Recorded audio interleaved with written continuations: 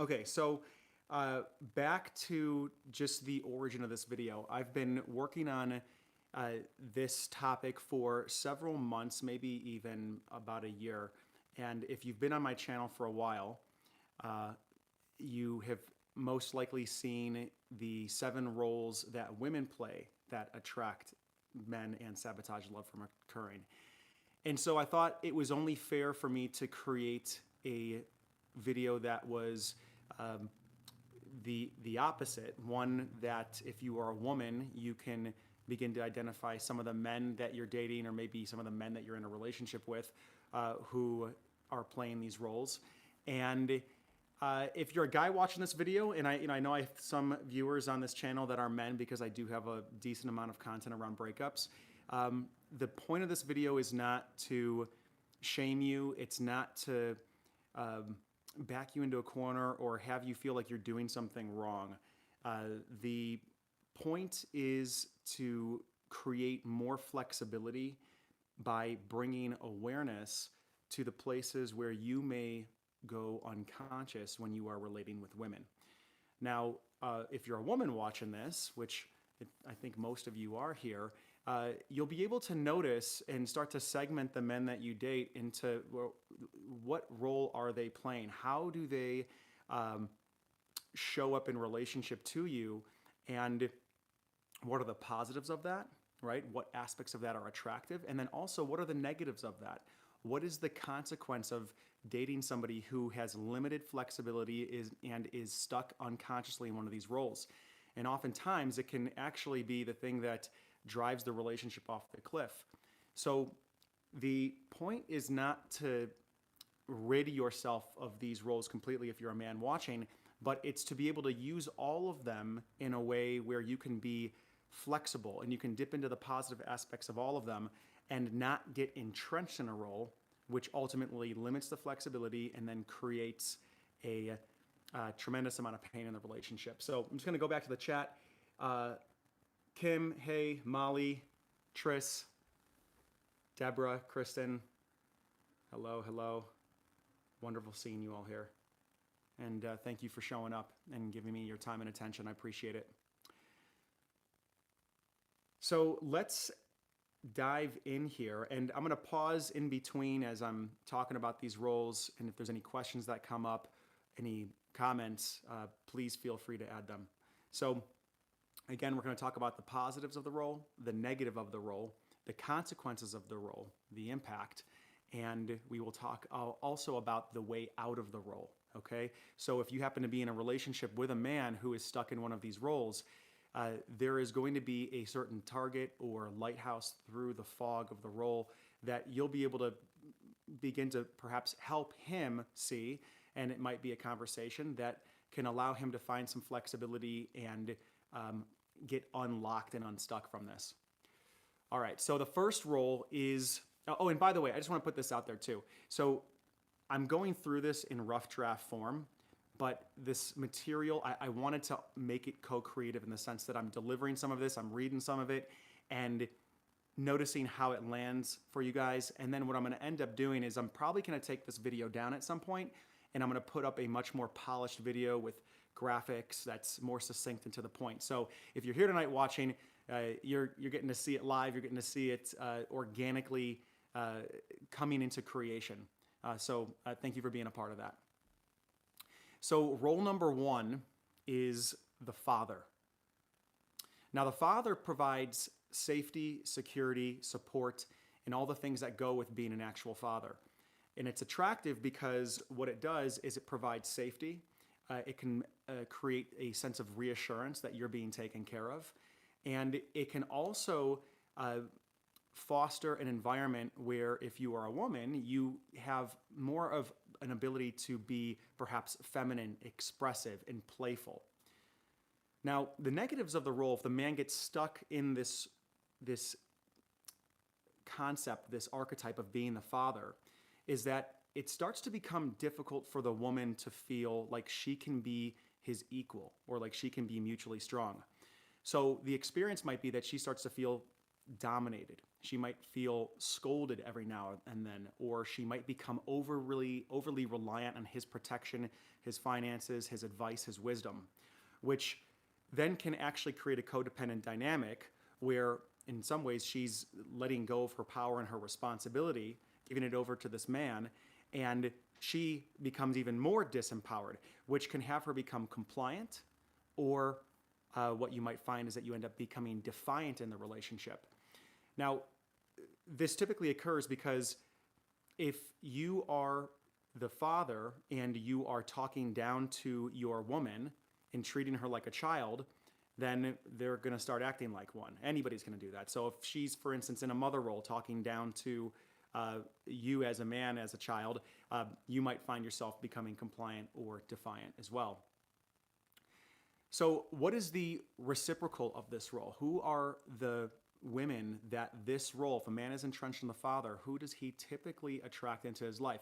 So the reason I say this, by the way, is because some of the men that I work with, because this channel is primarily around relationship advice and dating advice and different self-improvement concepts. I have a lot of female viewers, but I work with about 50% men. And a lot of the men that find me because they're going through breakups. They find me because they are a husband that's being left by their wife. They've got kids, and finally the crap has hit the fan, and they know they need to do something about it, and maybe it's too late.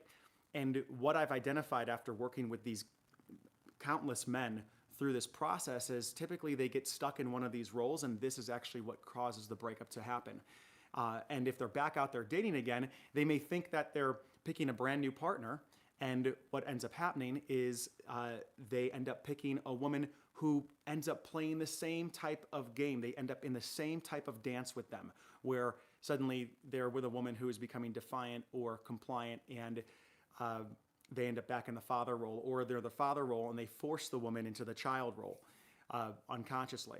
So the father attracts the woman who is looking for a daddy, a woman who is not wanting to take responsibility for her life and who wants to relinquish her power to a man for whatever reason.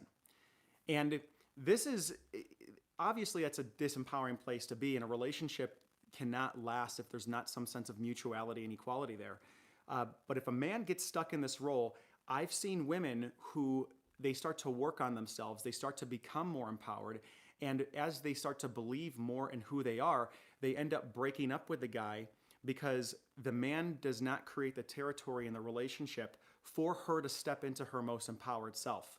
So in order for the woman to be in relation with her own adult ego state, she actually has to break up with him in order to have that space to be in relationship with her most empowered higher self.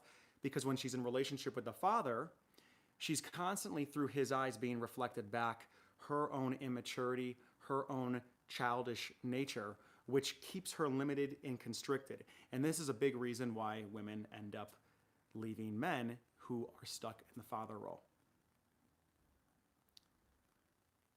And I see some comments coming in here. A lot of that comes from insecurity of oneself, a lack of knowledge. Yep.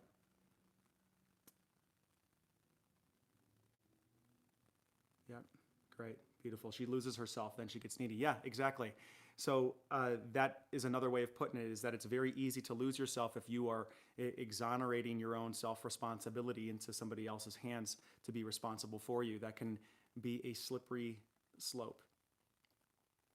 So how does one escape this role? It's through vulnerability and empowerment. The way a man can begin to escape this is by accessing his vulnerability and giving insight to the woman where he can actually be supported, where he does not have it all together. Revealing the chinks in his armor so that he can actually empower the woman to be more in her adult to support him. Enabling her strength, enabling her to go out into the world and not trying to protect her from failure, not trying to stop her from learning. Sometimes this role actually overlaps with one we'll learn about in a second, which is called, or in a couple minutes, which is called the knight in shiny armor role. So giving her the space to grow and relate to her as a fully functioning adult rather than a child. All right, so moving on to, actually, I'm just going to pause there for a moment. Uh, is that making sense? Do you guys relate to this role? Have you ever dated a man who has been entrenched in this father role? Uh, Maybe you're in a relationship with somebody who has a tendency to slip into that role. Is this something that you have experienced?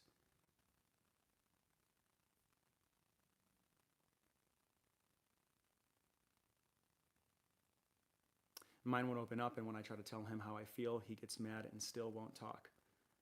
Yeah. Thank you, Carla. Fresh and clean, welcome. Charlene, hey. Richard, how's it going? Thank you for joining.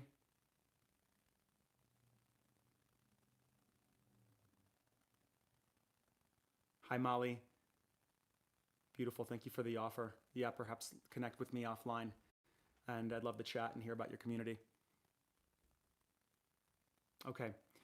Yes, I think this is my first boyfriend. Beautiful. Okay, great. So let's move on to the second role. All right, so I'm going to just speed things up here a little bit. And we're going to talk about role number 2, which is the bad boy.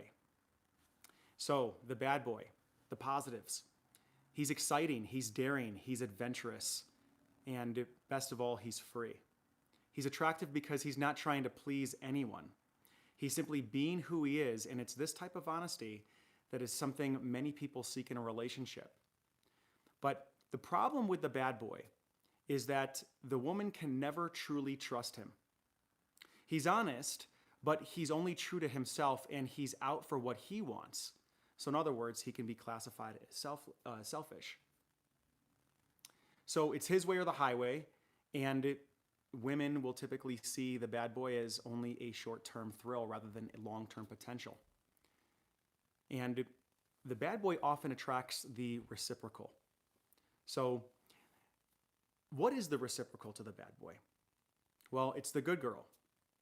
Because the bad boy, if we notice what is actually happening with the bad boy is, this is just a general rule of thumb. We attract the parts of ourselves that we disown out there in a relationship. So if, let's just say we're talking about the good girl being attracted to the bad boy. If the good girl is consistently sorting and pleasing others, and she has a tendency to look out beyond self and look for ways to please those that are in a relationship with her, she's perhaps sacrificing or compromising her own needs. She is disowning this aspect of taking care of self, perhaps a positive quality of self-esteem and self-care, which then she attracts in the bad boy as the reciprocal, which is the shadow side of that, which is selfishness. So the selfish bad boy attracts the exact same thing. He's not sorting for other. He's disowned looking out for other people because maybe in the past he was wounded and he realizes he can't rely on anybody, so he has to only rely on himself. He has to only trust himself. He can't trust others. So he ends up attracting the shadow side of somebody who is looking out for others, which is somebody who is a people pleaser. So the bad boy is consistently sorting for himself, and the good girl is constantly sorting for other. And in that way, they're both playing the same game. They're both sorting for the same person, which is him. So they work at first. If you're a bad boy, the way out of this is through other focus, starting to track her needs and listening to her. Some men that I talk to have been in this role, and when the woman they love breaks up with them, they denounce their character and they swing the pendulum all the way over to being a nice guy, which ends up coming off incredibly inauthentic and desperate, and also untrustworthy, ironically, but just in a different way. So the bad boy also begins to move the needle out of this realm of just sorting for himself and sorting for other by realizing that his greatest growth might lie in listening to his partner's needs and responding if he really wants to be in connection. And that by having a woman who feels supported by you and that can support you can actually propel you into levels of freedom that you actually can't experience on your own. So the bad boy has a deep value of being free and having to answer to nobody, but doesn't quite understand that by being with a woman who loves him and who trusts him, it can actually propel his level of freedom to a territory that he would not be able to experience on his own. Now, I'm sure that everybody here has probably dated a guy that only looks out for himself. And I saw a word come up earlier that said the narcissist. And yes, I mean, that I think that a narcissist can definitely overlap with the bad boy. I don't think that every single bad boy is a narcissist. I'd be careful about throwing around the word narcissist just to anybody. I think that it's a spectrum. And some people are extreme on that spectrum, and some people are not. Some people are just perhaps a little bit selfish, but that doesn't necessarily mean that they fall into the realm of being a clinically diagnosed narcissist.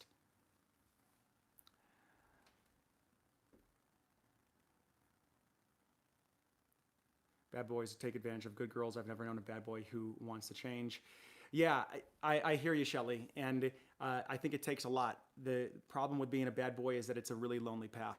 And at some point, when you realize that you really have nobody by your side, maybe you wake up. Maybe you wake up and you begin to make some changes, and you look for ways to actually start caring about others and opening your heart. And sometimes not. Sometimes these guys take it all the way to the end. I've talked to them. I've helped and worked with them through breakups, devastating breakups that have completely shattered who they are. And yeah, it's a rough role to be in because it's incredibly lonely. And the problem with it is in the beginning, it can be there's something very attractive about it, and there's a certain level of woman that is attracted to that. And as you get older, it can just end up deteriorating, and you're left with nothing. You're left with no one. Okay, so let's move on to the next role, which is the opposite of this, which is the patsy. So the patsy is the guy who is ideal for bringing home to mom and dad for his compassion, his understanding, his reliability, and his moldability. He'll sacrifice himself to make sure he wins the approval of others. To put it simply, he looks great on paper, but like paper, he's flat and one-dimensional and eventually becomes something that women want to shred. So the beauty of the patsy, the beauty of the nice guy when you step into that role is there is a very deep other focus there. So the nice guy is typically tracking the woman's needs. He's looking for the ways to win her heart. He's looking for the ways to make sure that he's taking care of her, that he's understanding her. But when it goes too far, he ends up compromising himself, his own backbone, and ultimately becomes just a cardboard cutout in the relationship that then ironically becomes untrustworthy because what he's honoring is harmony over truth. And if you're always honoring harmony over truth in a relationship, you're going to run into some problems. The relationship will become brittle. So the negatives of Patsy, it's impossible for women to date him long term because a woman feels trapped by him. He's the opposite of the asshole. So she would be the asshole for dumping him. And his emotional dishonesty makes it very hard to trust him. How is he emotionally dishonest? Well, he's not standing up for himself. He's not calling you out for the things that you might be doing that actually need to be checked. I'm a firm believer that everybody needs to be checked in a relationship because we're not perfect. And one of the reasons we get into relationship with another person is so that we can grow and have our blind spots revealed to us lovingly, firmly but lovingly, so we can actually step into a more perhaps holistic way of seeing ourselves and seeing life and seeing the other. But when we have a partner that is failing to do that because they are afraid that if they were to reveal the truth to you, their truth to you, that you would leave them, then you end up in a relationship that's stagnant with a guy that doesn't have the moxie, the courage to stand up to you and perhaps let you know that there's an impact. And then I just see a message from Jack. How's it going, buddy? Good to see you. I had a feeling you were going to be stopping by tonight. For those of you that don't know Jack and it's your first time, Jack is my business partner, and we're the creator of a program called Becoming the One, Relationship Ready, Becoming the One. And we've got a webinar that's on some of my other videos that we created together. It's some of the best content we've put together. And I would, if you haven't seen it yet and you're a subscriber, definitely go check that out. It's incredibly powerful. We talk about some of the roles that women play in it, and we also talk about vulnerability from a new angle that I think all of you would appreciate if you're enjoying this content. So, a couple things for the guy who is identifying with the patsy or the nice guy. There's a false belief in there that the nice guy has that being nice is the same as being respectful. And what that belief is actually at the core of the problem, because it's not respectful to withhold your truth because you're afraid it might cause disharmony. It's not respectful to be emotionally dishonest because you're afraid of how she might react. It's not respectful to try and to protect your woman from negative emotions in the relationship. And this is really where a core problem is some of the men that I talk to that are in relationship with a woman who's really getting tired of them is they're trying to protect her from negative emotions. And in some ways, they're playing a little bit of the father there because they don't want her to be upset. And it just drives her crazy because there's nothing to push up against with them. He's so intent on pleasing everyone that he never says how he feels or what he truly thinks, and that makes him too much of a wild card to invest in emotionally. And also, the consequences, too, if you're in this nice guy role, is that it's a fast track to being resentful. Because oftentimes, rather than being direct with your truth, you find ways to let the truth out that are manipulative and sideways. And when your partner doesn't pick up on the perhaps truths or the feelings that you're trying to reveal to them, you get resentful because you think they should. Now, if you're a woman watching this video, this goes both ways, right? So you can have the nice guy and you can also have the nice girl. And perhaps you can relate to some of these qualities that the nice guy has. And you can see it in your own relationship where maybe you're withholding truths from your partner. You're withholding how you're truly feeling about something because you're afraid they're going to leave you. Yes, Shelly Shake says the nice guy can be very passive aggressive. Absolutely. Absolutely. And that can be just a real pain in the ass to deal with. Passive aggressiveness is poison in a relationship. So who does the patsy end up attracting? Right? What is the reciprocal role that the nice guy typically ends up attracting? Well, he may end up attracting the ball buster or the emotionally unavailable woman. Okay? So where the bad boy was over there tracking himself, the patsy is over there tracking everybody outside of them. So he tends to attract a woman who's really in her eye, a woman who is very much focused on herself. She doesn't have a lot of bandwidth to be focused on him. And it's the perfect game for him to play because then he is watching what she needs, she's watching what she needs, and they're both focused on the same person. And again, just like the bad boy with the role of, that we talked about earlier, it can have some short-term life to it, but ultimately can end in long-term resentment, manipulation, and overall frustration. So what is the way out for the patsy? So the way out for the patsy is honesty, directness, clarity in communication, and the ability to walk away rather than try to change people. There's a great book by Dr. Robert Glover called No More Mr. Nice Guy, and I highly recommend it. It is a phenomenal book. Don't be confused by the title, No More Mr. Nice Guy. It might seem like the book is trying to encourage men to be mean, but it's not trying to encourage men to be mean. It's encouraging men to be truthful and to be honest and to be straight and to be direct, not only with their partners, but with themselves, so they don't get caught in this trap of deceit, thinking that they're being virtuous by honoring a harmony when really they're betraying themselves. One of the things when I'm working with a guy who tends to slip into this role is I'm constantly curious about what it is that they're feeling. How are they feeling? What is the impact on them? And getting them to practice talking about that, talking about how they're feeling and what they want. So if you're a woman and you're in a relationship with a guy that you love, I would say ask him how he's feeling, right? Ask him, see what it is that he wants. What are his desires? Enable him to take the lead and make it safe for him to do that. Notice the places, if you've been in perhaps perpetual relationships with nice guys, where are you perhaps taking the lead or taking the initiative? And notice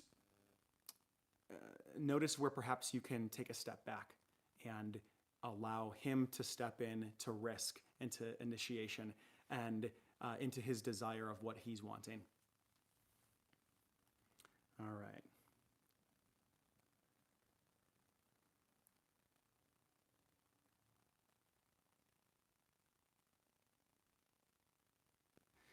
What to do if you're ready to move forward and he's moving back into friend zone, saying we've always been friends when obviously he has shown me more. Interesting. Well, Candy, thanks for the question. I'm just curious whether or not it is obvious to him that he's shown you more. That might be a conversation to have there. I'd be curious as to where he stands. You know, my thought on that is if he's backing away into friend zone, to stand your ground and to not chase him. That's just going to set yourself up, and there's going to be a role reversal that'll happen. You're just going to push him away. You have taught me so much about how I don't need his permission to respect my needs. I was resentful and hate feeling that way. They can be nice yet selfish and narcissistic. Yeah, thank you for sharing. And then Jim Regan, are you selling soy tonight or keeping it for yourself? I don't know what that means, Jim. But I'm definitely not selling soy. I prefer almond milk and oat milk. Okay, beautiful. All right, so let's move into the next one. Number 4, the knight in shining armor. The positives: confidence, charm, romance. It's all a turn on. Nearly every female Disney character is ridden off with their hero, the man who swoops in to save the day. Charm, romance, confidence, it's all a turn on. But what happens after the credits start rolling? You know, it's great to feel truly supported and to have somebody who feels like a hero in our life that can come in and protect us and perhaps shelter us from the inevitable problems and storms of life. And it can feel like a declaration of love. It can feel like it validates our worthiness and that the person really cares for us. But when this becomes a regular practice, when the man is continually coming in and embodying the stance of being the hero, he creates a model, or let's say a dance of codependence. So if she is expected, or she is expecting him to save her over and over again, then she fails to develop the necessary skills to save herself. So the knight in shining armor typically attracts the damsel in distress, otherwise called the victim. So their relationship then evolves into one where the woman needs her man, even if she doesn't necessarily want him. And this gives the knight in shining armor a kind of dominance or power over her that's just not healthy. So the knight in shining armor tends to be attracted to women that feel like victims. They feel helpless, they feel powerless, they're in need of saving. And if he's deeply entrenched in this identity, it might be very difficult for him to actually be with you if you're standing on your own 2 feet, because it's threatening to his identity. So what he may end up encountering, if the only role he knows how to play is being the knight in shining armor, is he might start to feel useless. He might start to feel like there's no actual place for him to be himself in the relationship if you don't need him, if you are not reliant on him.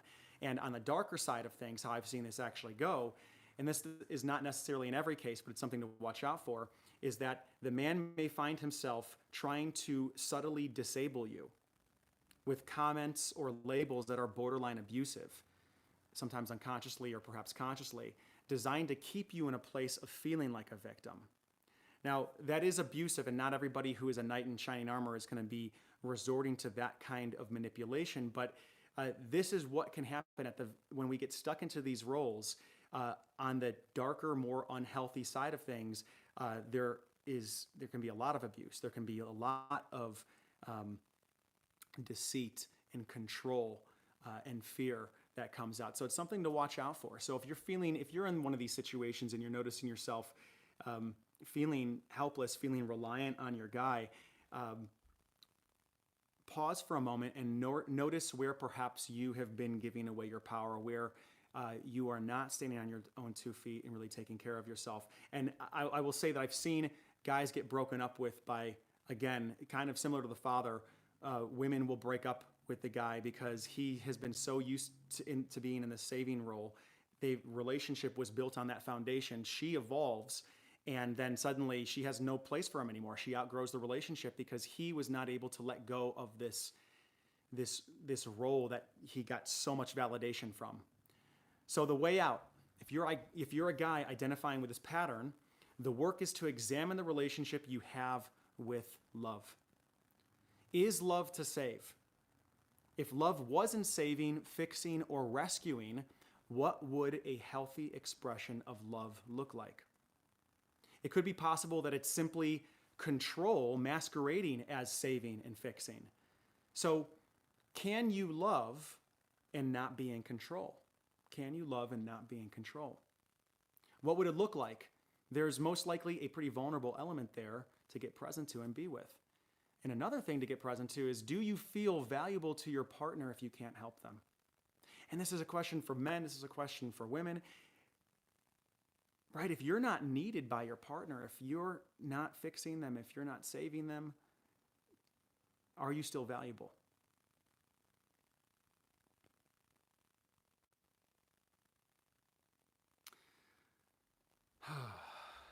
Yeah.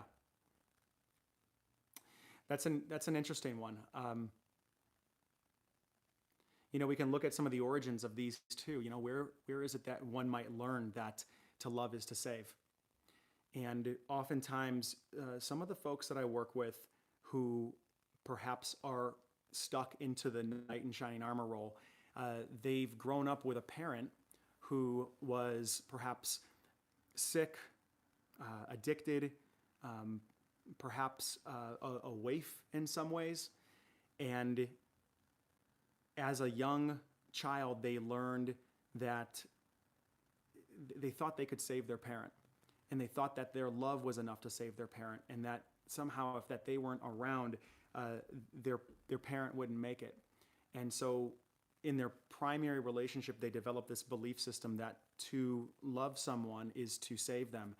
And part of our full individuation and stepping into our adult consciousness as a human being is to go back and examine some of these beliefs and begin to uncouple from them so that we can love someone with a certain sense of mutuality. We can love someone without having them need us or us need them. And I don't mean from like a keeping them at an arm's length way. I mean loving somebody and empowering them to be their fully best self, and being able to look up to them, being able to admire them and not feel threatened by that.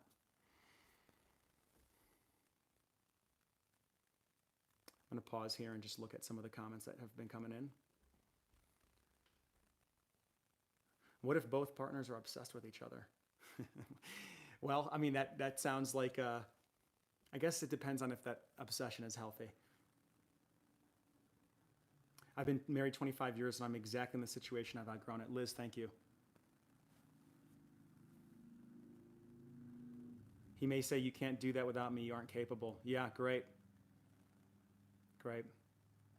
Yeah, and I mean, that can be a total form of abuse right there, right? Which may sound like I'm just saying the truth, right? You can't do that without me. You're not capable. And this is something to really slow down, pause, and get back connected with yourself if you're in that kind of situation.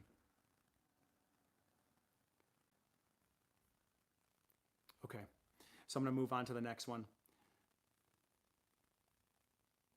Next is the businessman. The businessman.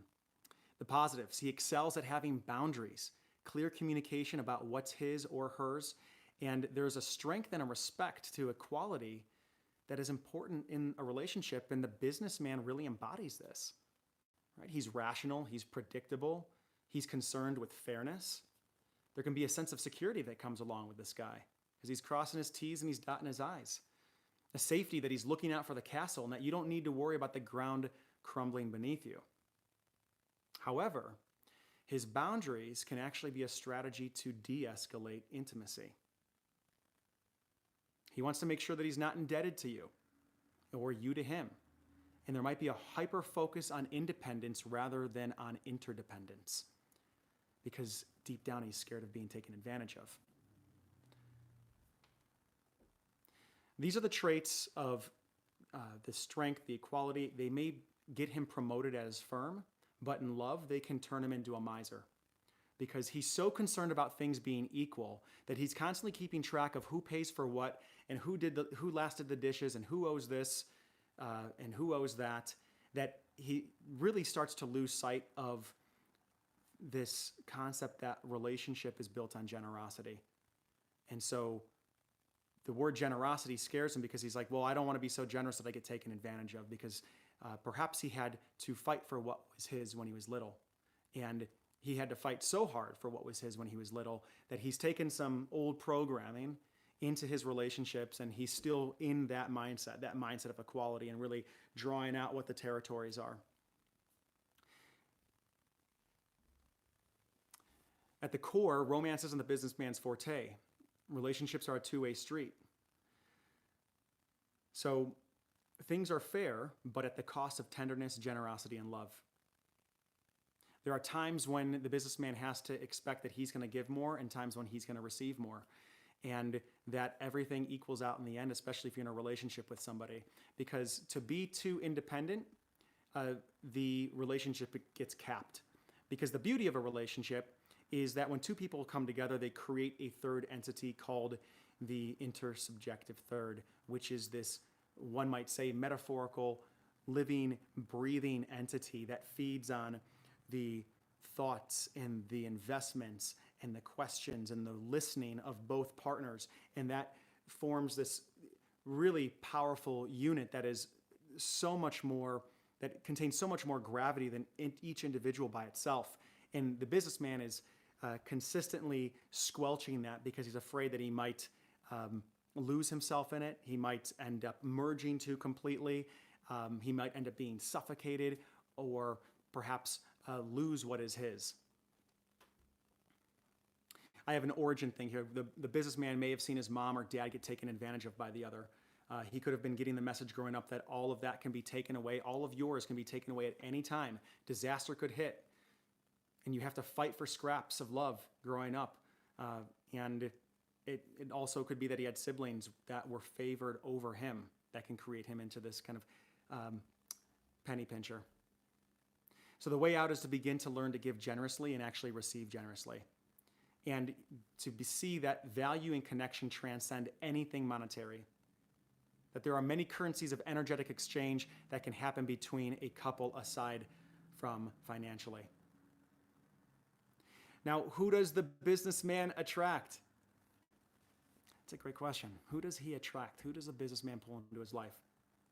Well, the businessman attracts a woman who may actually teach him how to loosen up his sharing.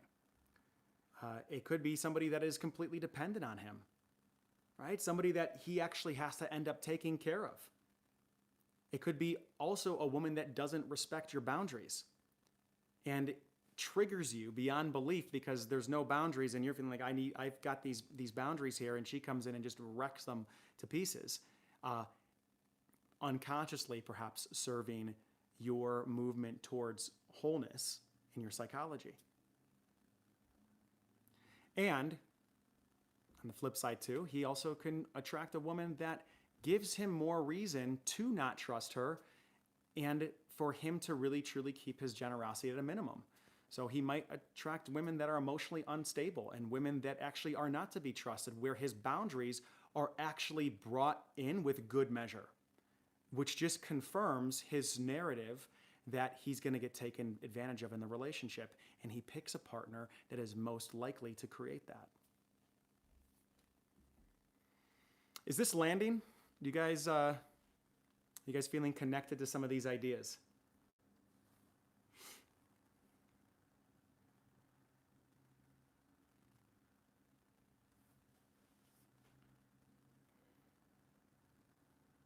I'm divorcing this businessman after 28 years, so over it. It was uneven, too many questions. What did you buy at Target on the 22nd for $32.15? I don't remember. Thank you, Shelley. Great, beautiful. Richard, thank you. Jennifer, Doreen. What to do when the businessman is selfish, only thinking of making money until he feels like reaching out when in need. After expressed desire for communication, nothing improves. So my gut says to just not play his game. Don't get caught up in playing the game of also looking at equality. Be generous in a way that doesn't compromise yourself.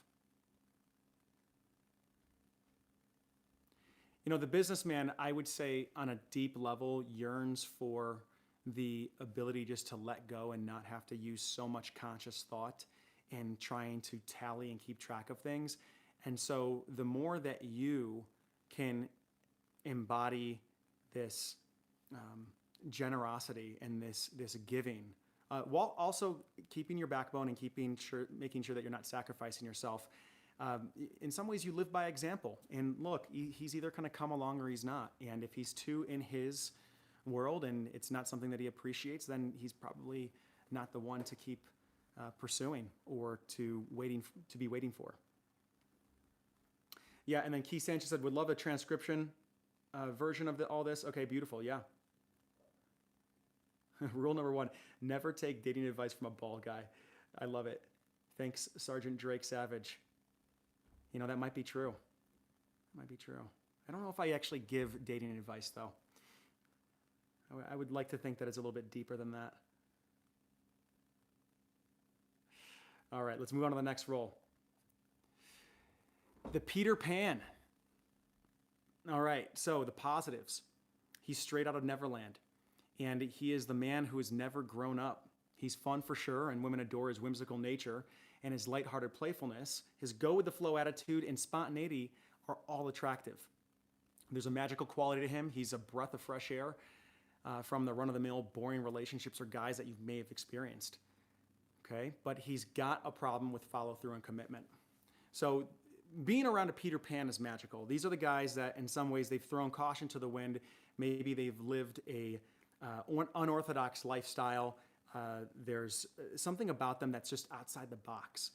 There's a freedom that they embody. There's a magical nature that they have to being in their presence, where there's certain spice to life and a flavor of being that can be addictive to be around.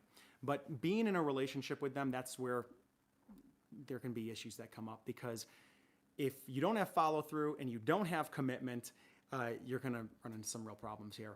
So the Peter Pan fails to get his partner's respect. He has plans that his woman knows will never come to fruition, and he isn't willing to put in the hard work or the consistent effort. And he's a bit of a perpetual underachiever. So the woman starts just losing respect for this guy after a time. And the Peter Pan also may attract the mother or the businesswoman. Right? Now, why is that? Well, it's because the mother, he's the perfect reciprocal for the mother, right? He's in some ways this kid that never grows up, and in him, the mother is containing an essence or some type of embodiment that he has not been able to create within himself. He hasn't been able to create this adult, committed self within him, and the mother, in some ways, is the outsourced version of that. So he might pull a woman like that into his life to create boundaries, to create some set of rules, and to maybe bust his ass a bit. And it's not something that he necessarily does consciously. These are all operating on an unconscious level, and it really play a large part in the underpinnings of what has us be attracted to certain people. So just like I was saying, if you are in relationship with a Peter Pan type, you may find yourself naturally playing the mother, slipping into that role more and more because this guy is in need of constant grounding. He can't actually deal with real emotions and real problems, and that makes the relationship ultimately very fake.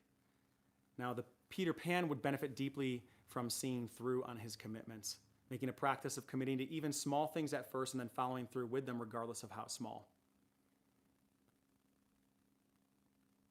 The work for the Peter Pan is to be in and in relationship with the feelings that come up around commitment, to be able to make commitments, and then when he is noticing he's about to break them, to pause and to be with that feeling rather than escape from it by breaking the commitment. But practicing that on a small level to begin to grow out of this role. And also continuing to take action in spite of how you feel. All right, and I want to move on to the next role. What are we at? We're at 50 minutes here. This is a this is a long video, but I'm glad that we're doing it live, and I love the participation here, so thank you. Dated a Peter Pan for almost 9 years. Some of the best times in my 20s. Didn't have a job for years and wanted a house husband. Nope. Yep. Yeah. Sergeant Drake Savage. Apparently I'm a Peter Pan according to most women. Thank you for sharing. I appreciate it. And look, you know, here's the thing. Again, nothing to be ashamed about, right? Nothing to be ashamed about. We all are going to have more aspects of some of these roles than others.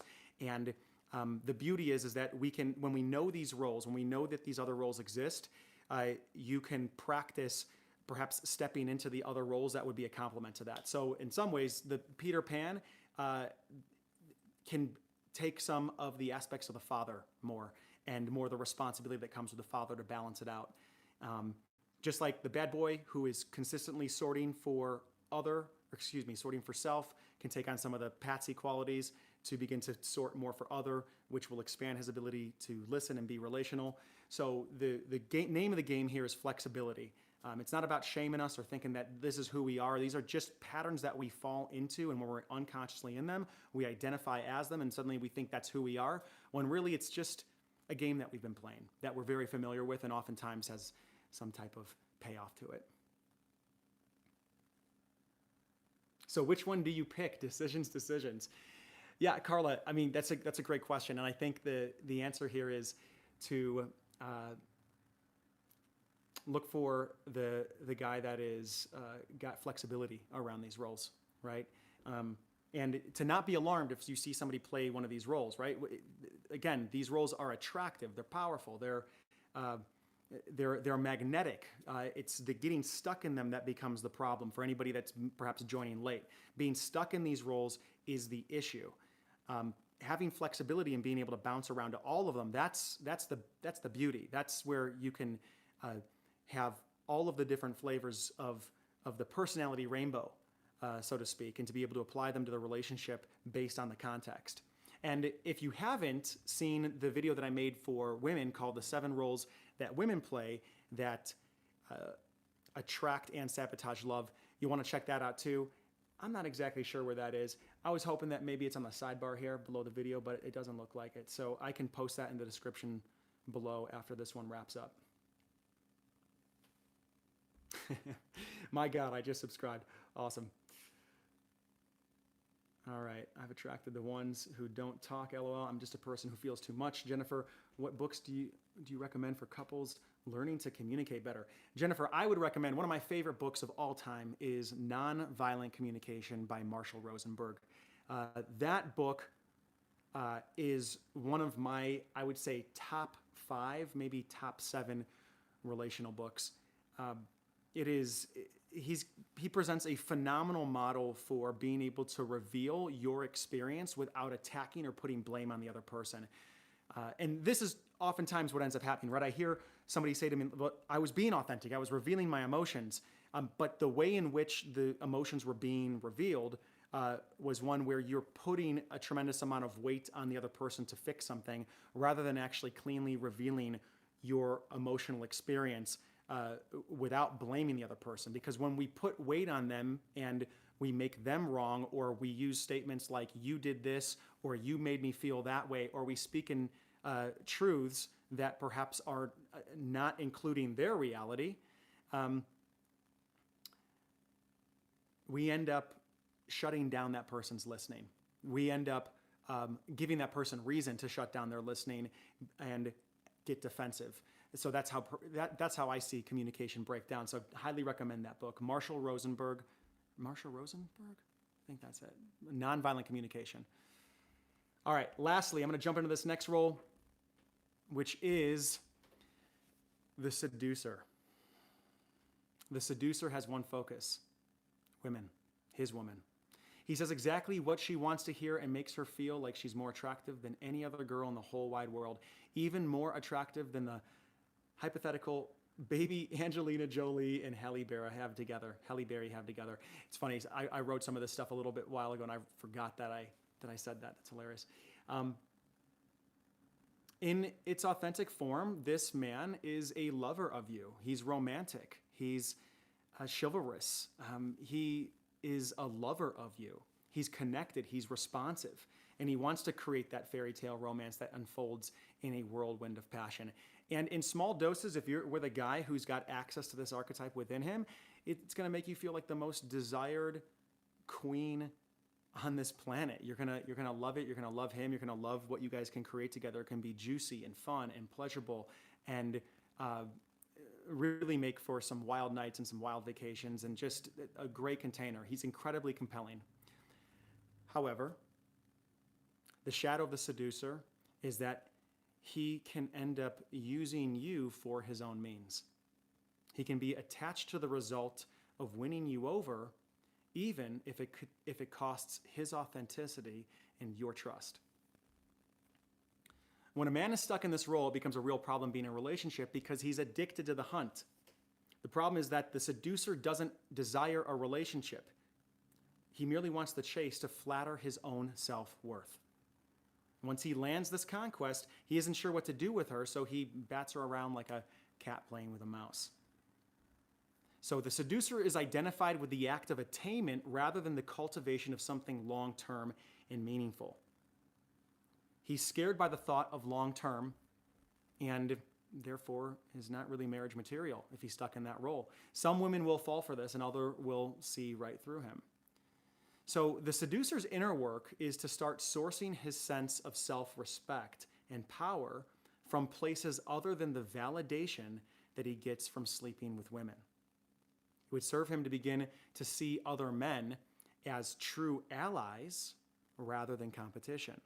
Because that's something that a lot of the seducers actually have in common, is they look around, they see other men, and they don't actually see brothers when they look at other men. They see competition.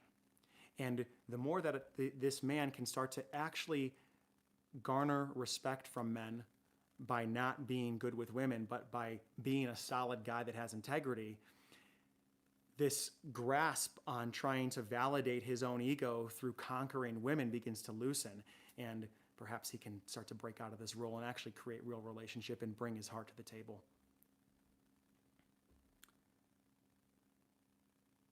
He needs to cut to the core of what he's really trying to prove to himself by being attractive to women, to find that sense of self-worth deep in his heart so that he can trust he can actually provide something in a relationship rather than see women as a place to get something from, which has been his value and identity.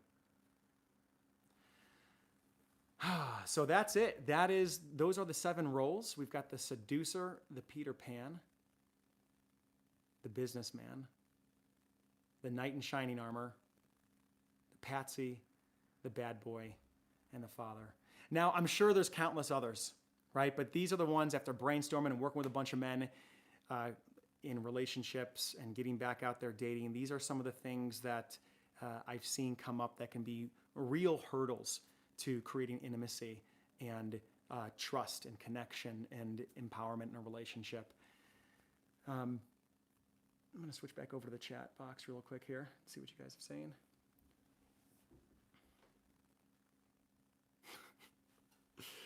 You give introspection advice, the ability to articulate behaviors in an expressing way where you can reach people, wake them up to their inner work, spirituality, find themselves from experiences. Thank you, Key. Roxanne Chandler, what do you do with a man who says he wants to take care of you and who will always be there for you just out of the blue? He's a good friend. Yeah, so Roxanne, I guess what I would be curious about is I'm wondering what you want. So I understand that is his offer in some ways, and it sounds like he's got a real love for you. And I am not completely convinced that love is just solely platonic. Perhaps if he is a good friend, you guys probably have the bandwidth available, or at least let's just say the resilience available in your relationship to maybe have a conversation with him about that. And if you are interested in him, you could let him know that you find that incredibly flattering, and you could flirt with him a little bit and just see where it goes from there. Or you could even have just a more direct conversation with him. And if you are attracted to him, you could let him know that when he says that, you find it really attractive, and see how he responds to that. So a lot of the questions that I get, many times the answers to these questions are actually to reveal your experience. But to reveal your experience not in a way that's needy, not in a way that's desperate, not in a way that you're not okay with how they respond to you, but in a way that allows them to see a side of you that perhaps you've been keeping hidden.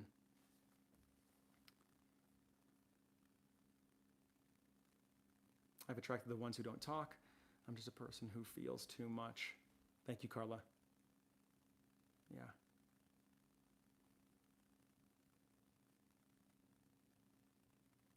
I guess a little of it is all good, but I don't think there's someone who is all that you think, but I still love mine.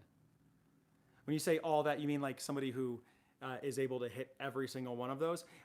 No, I don't necessarily think that. I don't necessarily think that you need to have that to have a deep, wonderful partnership with somebody. I think where it gets tricky is just when someone's stuck in a specific role. But if they're able to come out of it and they're able to perhaps swim in some of the other waters, even if it's another one or two or three, or maybe even they're able to be in their essence and not necessarily even in a role that you can identify, and they're just in their heart, that's good enough.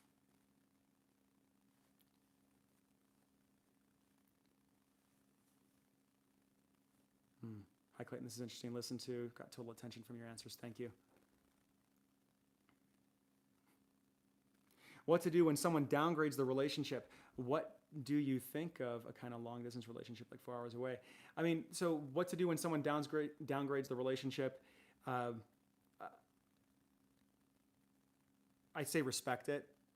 Trust that they're honoring their truth, and that they're taking care of themselves. And the more that you can accept and trust that the person is coming to you with enough respect and honesty to tell you what feels like a hard truth, and the more that you can receive that and allow them to have that hard truth without you making them wrong for it, the more that you actually strengthen the connection. Because I see people downgrade relationships and then jump back into relationships, and it happens all the time. And often how we end up responding to those hard truths that we don't want to hear is exactly the thing that dictates what actually happens next. So the more that you can handle people's truth that they reveal to you with a certain sense of grace, poise, and internal validation, you're essentially giving them the ability to be who they are in your presence, without trying to change them, without making them wrong, without putting guilt on them. And then their experience of you is somebody that they get to be themselves around. And isn't that what we all want in a relationship? We want friends that we feel like we can be ourselves around. We want lovers that we can feel like we can be ourselves around, partners that we can be ourselves around. So that'd be my take on it. What do you think of a kind of long distance relationship like 4 hours away? Well, Jack and I actually created a video called How to Make a Long Distance Relationship Work. I can post that. You might even want to just type into the search bar, how to make a long distance relationship work. We've got some key things there. One of them is what allows the distance to actually work is if you have some type of container around it, meaning you guys have some type of co-created vision that you are enrolled in that is providing reassurance to both of you that 4 hours distance is temporary, and that there are some plans somewhere out there in the future, checkpoints along the way that you can both look forward to that may end up allowing you guys to move closer together or be more in contact. The thing that becomes really difficult with a long distance relationship is when we don't really know where we stand with the future, when we're in a place of complete uncertainty. We as humans can deal with almost anything when we have certainty around it, when we have a plan or an idea of what's going to happen in some type of sequence of events. What becomes really difficult for us to deal with in our nervous systems to actually to be okay with is when we don't know what the hell's going on, when we're in a place of confusion, uncertainty. That's when we break up with people. That's when we end up leaving work. That's when we end up making big life decisions that may change things for the worse or the better.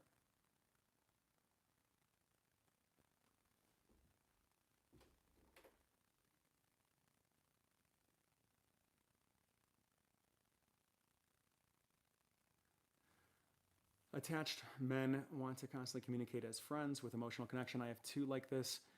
They have partners trying to work out what role I play in this and what they get from it. Okay, so that's not a question to me. That was to somebody else. Got it. What is there to do in a relationship to help them awaken to truly find themselves, to get out of these behaviors?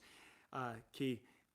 Okay, great question. Yeah, I love it. I love it. And it's really to continue to work on yourself and lead by example, and to be curious about them, and to trust and see that they are on their own spiritual growth path. And the more that you focus on yourself, and the more that you, when I say focus on yourself, what I mean is focus on your development, raising your awareness, the relationship you are in with them has to change. Because if one person changes in a relationship, it changes the entire geometry. It changes the entire connection.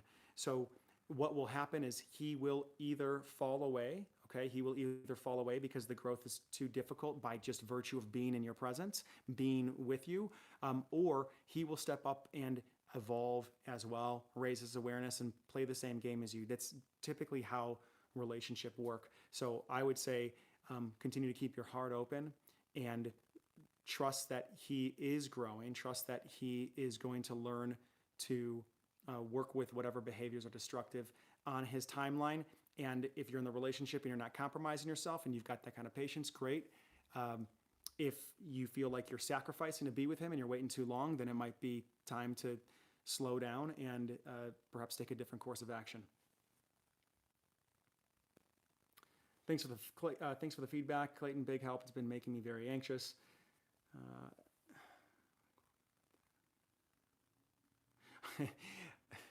Drake, would I qualify as a sociopath if I plan on rewatching this after to blend a few roles together, thus never letting women get a grasp on my personality? I'm not sure if you're serious, if you're joking, but I think that if you're trying to hide something from them, I'd be curious about what that is. And I'm also imagining that by not hiding that, you probably open yourself up to have the best chance of a long-lasting relationship. And women are pretty intuitive as well. So I don't know if you can keep things hidden for too long.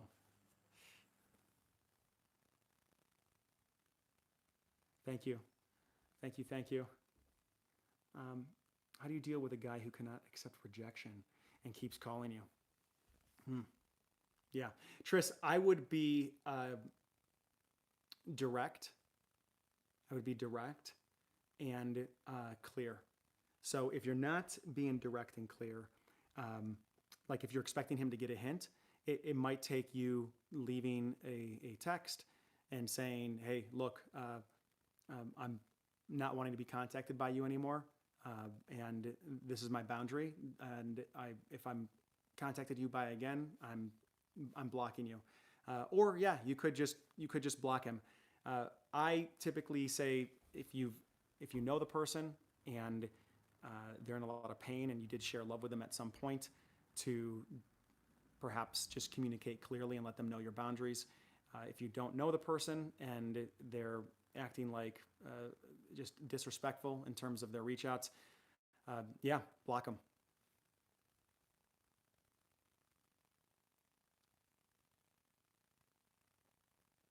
Yeah. And look, I mean, we hide things in relationships because oftentimes there's a bit of a fear that if we were to reveal what that is to somebody else, that they wouldn't love us for it. And this is, if that's something you find that you're doing, you're not alone. I mean, that is a very common, I don't even know what I would call it, but it's a common occurrence, and it's something that I've struggled with in my previous life as well, is thinking that I needed to be somebody different in order to be loved. And, that still comes up from time to time.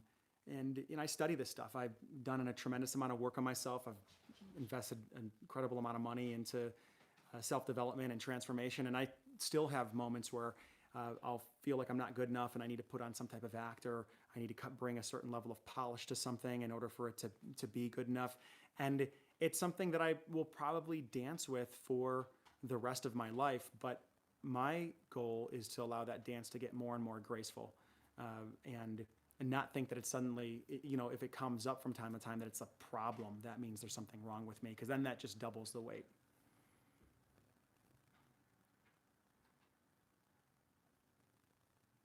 Okay, ladies and gentlemen. So I am seeing that we are at 68 minutes, and I am starting to lose my voice a bit, actually. And I also feel my stomach growling, and I've got a pup down here that is beginning to look like he may start to use the living room here as a toilet if I don't take care of him. So I will end this and say, once again, thank you for showing up. Thank you for your questions and being a part of this community. I really appreciate you. I don't know how long you guys have been watching me. I think some of you are brand new. Some of you have been around for a while. And I just want to say, this is such an honor, because I know that your time and your attention is the most valuable asset that you have, because you can't get it back. And I am flattered that you want to be involved in this kind of co-creative process of working on yourself, of becoming a better human being, and learning how to create better relationships out there in the world. So thank you for that. And I'll put some links below this video as well to the 7 roles that women play. And I also will pull some videos down there about the one about the nice guy, how emotional dishonesty ruins the relationship. I've got a couple links here that I think will complement this video nicely. All right, everybody.